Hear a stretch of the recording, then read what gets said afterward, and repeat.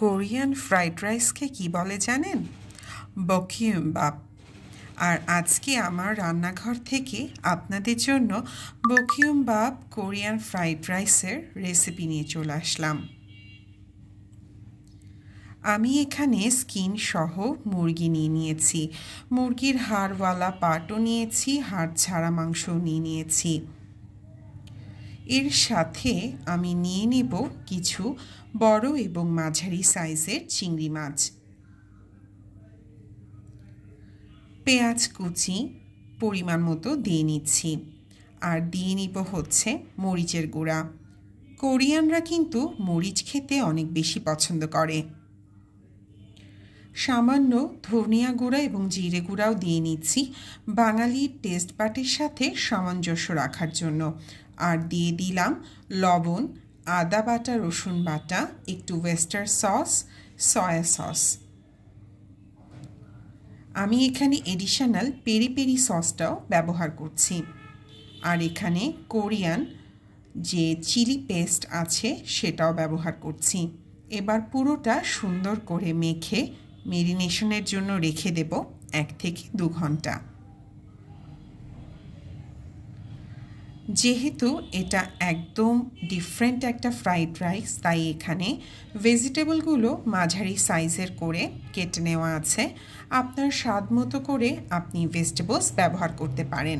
এখানে আমি লেবু পাতা ভিজিয়ে রেখেছি এবং চালটাও ভিজিয়ে ঝরিয়ে রেখেছি। প্রথমে আমি এখানে তেলের মধ্যে আমার মেরিনেট করা চিংড়ি এবং মুরগির মাংসটা দিয়ে নিচ্ছি।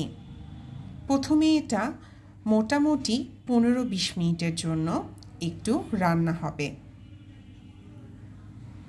এর মধ্যে আমি একে একে যে সবজিগুলো ধুয়ে রেখেছিলাম, পালং শাক দিয়েছি, ব্রোকলি দিয়েছি, প্রত্যেকটা আমি অল্প অল্প করে অ্যাড করতে শুরু করব। গাজরটা আমি এখানে জুলিয়ান কাট করে নিয়েছি যেন এটা রাইসের সাথে দেখতে ভালো লাগে। টমেটো কিউব করে বা বড় ফালি করে কেটে দিতে পারেন। এখানে আমি পেঁপে কুচি ব্যবহার করেছি। সাথে দিয়ে দিচ্ছি লেবুর কুচি আর দিয়ে নিচ্ছি কাঁচামরিচের ফালি। এই রান্নাতে মূলত চালের পরিমাণটা কম থাকে, ভেজিটেবল আর মিটের পরিমাণটাই বেশি থাকে। সব ভেজিটেবলস দেওয়ার পরে ক্যাপসিকামটা অ্যাড করে দিচ্ছি স্বাদ মতো লবণ আর কালো গোলমরিচের গুঁড়া।